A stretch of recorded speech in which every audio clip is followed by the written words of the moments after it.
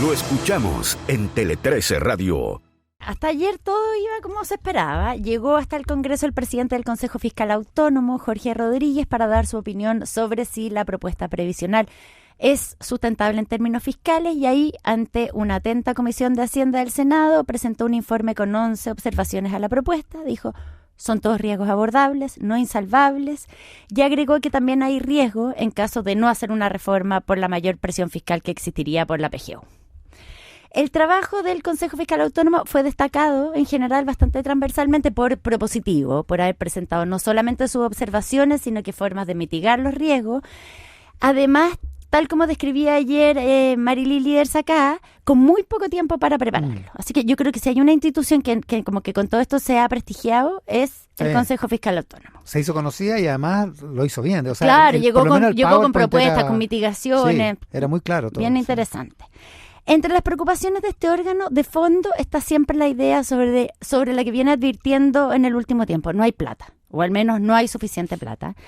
Y lo primero que planteó es que la fuente de ingresos permanente adicional para financiar los gastos de la reforma viene de la Ley de Cumplimiento Tributario. Y hay dudas sobre cuánto y en qué plazo esa ley va a poder recaudar lo que quiere. Entonces, el Consejo, a partir de eso, propuso partir con un nivel más bajo de compromiso fiscal, ¿ya? Y activar automáticamente su aumento en la medida en que se vayan cumpliendo ciertas metas. ¿Ya? Entre otras cosas, porque son 11 indicaciones, no tendríamos tiempo, 11 propuestas, no tendríamos tiempo para revisarlas todas, pero también pidió más mecanismos para monitorear de manera más integral el Fondo Autónomo de Protección Previsional, el FAP, que es a donde va a ir la plata del préstamo, cada cotizante, el 1,5% que pone en préstamo. Entonces, que hay que monitorear de manera más integral la deuda de este ente, que tal como destacó el presidente del Consejo Fiscal Autónomo, va a llegar a administrar recursos equivalentes a más del 15% del PIB. Y claro, entonces, un montón de plata. Entonces, que representa un tipo de deuda del fisco hacia... Exactamente, y entonces como que tiene que estar bien acreditada y bien monitoreada esa deuda, por lo que pidió una gobernanza de muy alta calidad, cosa que tiene todo el sentido del mundo. Claro, sugiere que se equipare, y eso entiendo que va a ser recogido en las indicaciones, que se equipare a cómo se nombran los consejeros del Banco Central. Claro, exactamente, porque ahora era por duplas, como que se mejore la gobernanza, una serie de cosas. Perdón, el 15% del PIB. Es impresionante, yo encontré Son como 45.000 millones de dólares, se puede ver harta plata. Ya. El gobierno se abrió a darle una salida a la mayoría de las observaciones que hizo el Consejo mediante las indicaciones que va a presentar. El ministro de Hacienda, Mario Marcel, planteó extender la gradualidad para el aumento de la cotización adicional de un 7% en caso de que efectivamente la Ley de Cumplimiento Tributario no logre recaudar lo esperado en sus primeros 3 años y pasar de 9 a 11 años. Ya, o sea que en vez de hacerlo en 9, en vez de completar 7 en 9, en si no, 11. Si no cumple, ya, se tiende. 11, ya. El presidente de la Comisión de Hacienda, que es el senador Evópoli, Felipe Kast, me decía: afortunadamente tenemos un ministro de Hacienda que cuando le hacen observaciones de este tipo no se enoja, no se contraría, sino que las escucha y las incorpora, como destacó. Yo creo que Mario Marcel no se enoja nunca. No sé, pero bueno, lo destacó el senador Kast. ¿Pero tú lo has visto enojado? Yo he visto a gente de su entorno enojada, pero a él no. Ya, sí, es cierto, tienes razón. Ya. Bueno, pero ya no nos pongamos ingenuos tampoco. No, claro. No seamos guaguas de pensar que todo esto está ocurriendo sin tensiones, sin nervios de último momento y sin sospecha. La tramitación ayer se complicó, se tensionó. ¿Por qué? Por los plazos. ¿Ya? Porque la idea era que esto saliera de la Comisión de Trabajo, ¿ya? Y pasara ahora a la Comisión de Hacienda como volando. Que se presentaran indicaciones nuevas, acotadas, que no se volviera atrás sobre lo que ya se había visto en la Comisión de Hacienda, porque además también, piensa, la Comisión de Hacienda está compuesta de manera bastante parecida a la Comisión de Trabajo. Está en la Comisión de Trabajo el senador Luciano Cruzcoque, Evópoli, acá está Felipe Kast, está Gastón Saavedra, acá está Ricardo Lagos Weber, que además estuvo muy... siguió la tramitación y participó de la negociación también. O sea, ha estado muy encima. Claro, está Juan Antonio Colombo en la Comisión de Trabajo, que le cede el puesto en la Comisión de Hacienda a Javier Macaya. Entonces, más o menos están representadas las mismas fuerzas. Entonces, no volvamos para atrás, que pase rápido por la Comisión de Hacienda, y la idea es que llegar hoy día a la sala desde Hacienda, que pasara volando por Hacienda. ¿Ya? Pero eso no va a pasar. Y hoy día se votara en la sala para que después pasara a la Cámara. Ese era el plan. Ya, pero ese diseño de alguna manera asumió que la poderosa Comisión de Hacienda se iba a portar como un poquito como un buzón.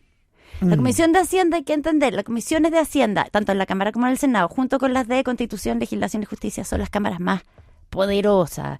Mucho pasa por ahí. Prácticamente todo pasa por ahí. Exactamente, ya. Y por lo visto, la Comisión de Hacienda no se va a aportar así, o al menos así lo ha dispuesto su presidente y sus pares de Chile Vamos, que son, ya dije, Javier Macaya y el presidente del Senado, José García Romino, ¿ya? Además de Ricardo Lagos Weber y José Miguel Insulza. Entonces, el gobierno quiere que esto salga antes, lo más rápido posible, para que no se desordenen las huestes, que se desordenan, y porque además la Cámara no ha dado la unanimidad para poder sesionar la próxima semana, que es semana suspendiendo distrital. la distrital. Claro, entonces estaba listo para ingresar las indicaciones, haciéndose cargo de las observaciones del Consejo Fiscal Autónomo. Ayer en la tarde. Ayer en la tarde.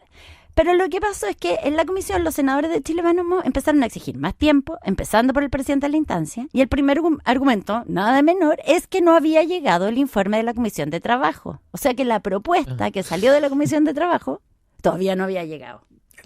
Físicamente hablando. Que ya te dije, son Y ahí hay 4 otra controversia. tomos de 700 páginas que están siendo revisados con Lupa. muchos ojos, con lupa, porque son aspectos súper técnicos. Claro, y ahí es donde algunos senadores del oficialismo dicen, ¿para qué 700 páginas? Porque Hacienda tiene que revisar solo la parte que le corresponde a Hacienda, no tiene que revisar el trabajo político que ya se hizo. Exacto, sí, se supone que, y por eso importa que esté representada la comisión más o menos de manera parecida, se supone que todos llegaron a un Están de acuerdo. acuerdo, Entonces claro. tienen que revisar las 50 y tantas que haga las indicaciones del ministerio. Entonces ahí empiezan algunos en el gobierno a decir, están demorando. Por Quieren eso están demorar. haciendo 700 páginas en vez de Claro, 50. quieren demorar y empieza la molestia. Lo que plantea el senador Kast es que hay que revisar, esto se va a revisar hoy día, mañana, el sábado y el domingo si es necesario.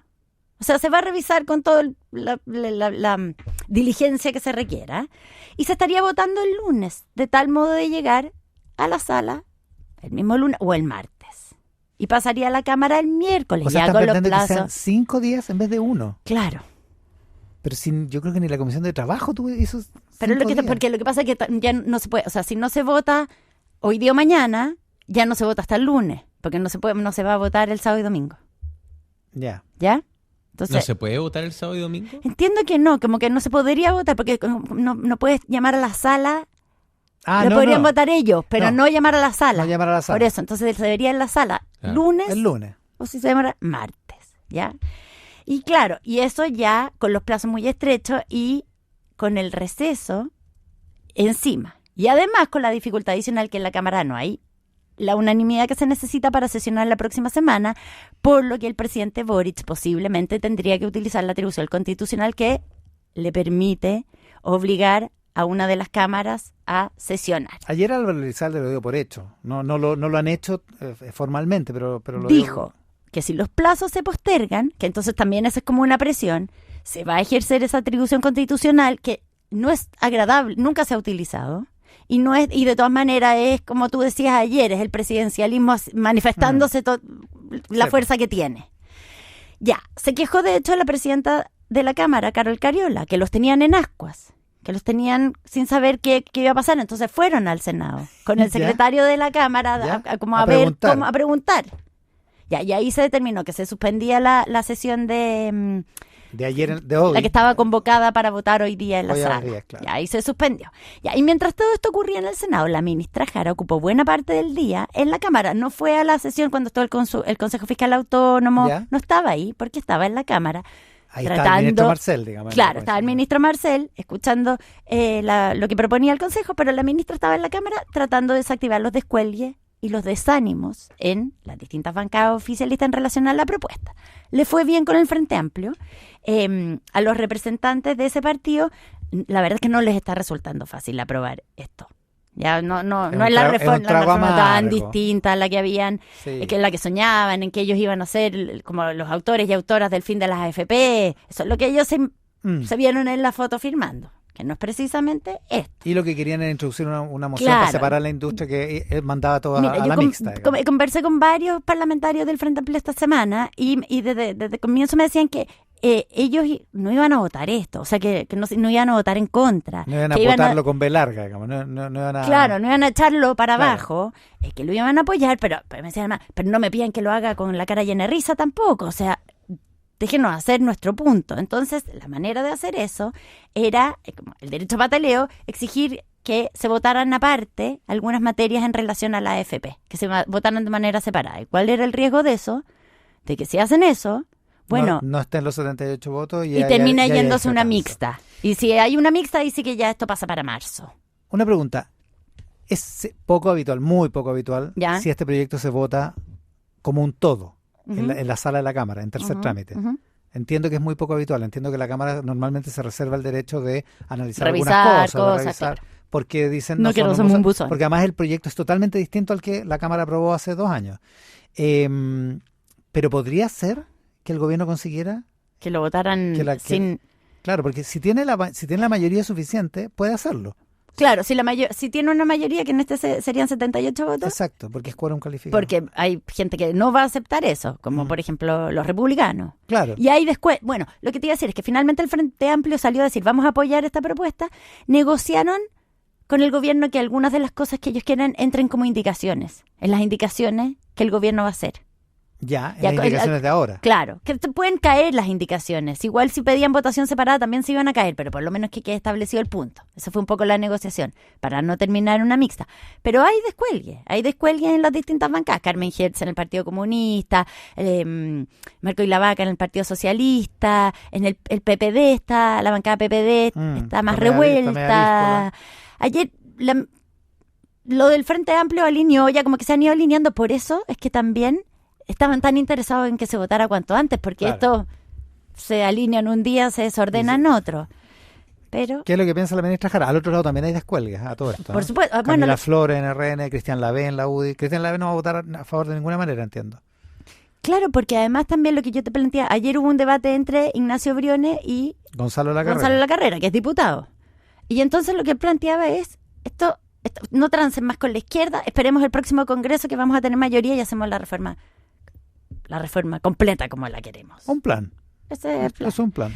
Entonces, por los dos lados hay tensiones, pero acá, en el fondo, la discusión en este momento, la discusión más es los plazos. Mira, hay que ir con velocidad y por un camino estrecho. Por eso yo al principio del programa decíamos Indiana Jones la tenía más fácil que la reforma de pensiones. Pero bueno, vamos a ver qué es lo que pasa. Tele 13 Radio Podcast, lo que tienes que escuchar. www.tele13radio.cl